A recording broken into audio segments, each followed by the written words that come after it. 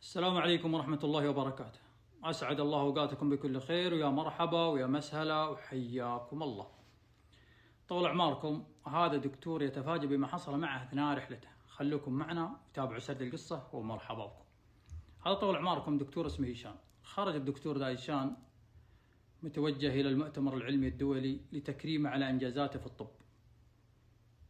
توجه دكتور للمطار، طلع الطائرة، أقلعت الطائرة.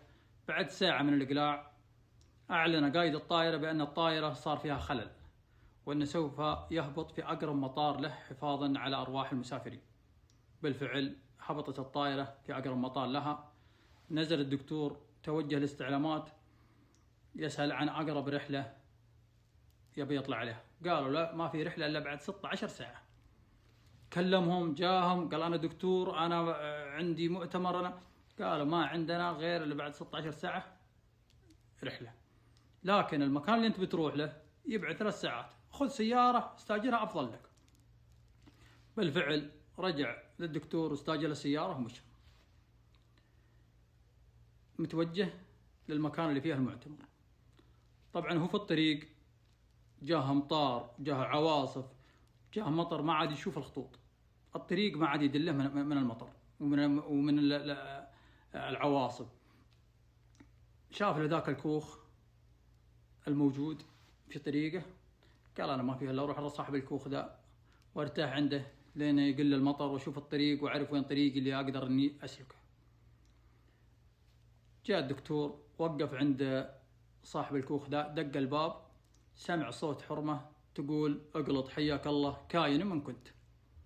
فتح الباب، قلط. يوم جاء على ذاك المرة الكبيرة، قالت يا ولدي قدامك المطبخ، خذ منه اللي تبى وسوي لك كوب شاهي مع الأكل وارتاح لين يزين الطريق والله يسهل طريق. قام الدكتور راح المطبخ، خذ له الشاهي وخذ ما تيسر من الأكل وجلس، وانهي ناظر المرأة ذي تصلي وجنبها ورع صغير تهز فيه. خلص الدكتور وكان يبغى يمشي، بس ينتظر ايش؟ الحرمة دي تخلص عشان يستأذن منها ويمشي. خلصت الحرمة وجاء عندها، شاف الطفل وسألها، قالوا ايش في الطفل ده؟ وين أمه وين أبوه؟ شوفها مغار عندها لحالها.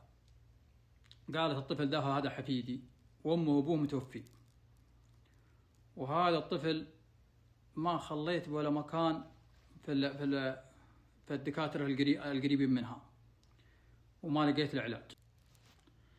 قالت الطفل هذا حفيدي وأمه وأبوه متوفي، وهذا الطفل مريض، ما خليت بالدكتور في القرى اللي حولي اللي وديت إياه. كل ما وديه يقولن علاجه بعد الله سبحانه وتعالى عند الدكتور فلان، والدكتور فلان في مدينة بعيد لا أستطيع أن أذهب له. أول شيء لكبر سني، والشيء الثاني لعدم وجود مواصلات. وشوفني على السجادة وادعي الله سبحانه وتعالى أن الله يسر لي أمري وأوصل لهذا الدكتور لعله يعالج حفيدي. وقف الدكتور ذا وقامت عيونه تقاطر من الدموع وبدأ يبكي. بدأت الحرمة تناظر فيه، قال والله أن دعاكي قد أوقف الطائرة، والله أن دعاكي قد أنزل المطر، والله أن دعاكي ساقني لك سوق لين دخلت عليك، وأنا الدكتور فلان اللي في المدينة الفلانية.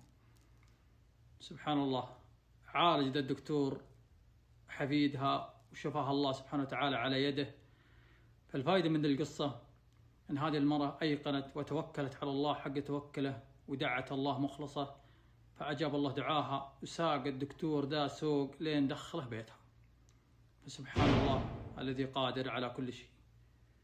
أتمنى أن هذه القصة نالت إعجابكم واستحسانكم، والسلام عليكم ورحمة الله.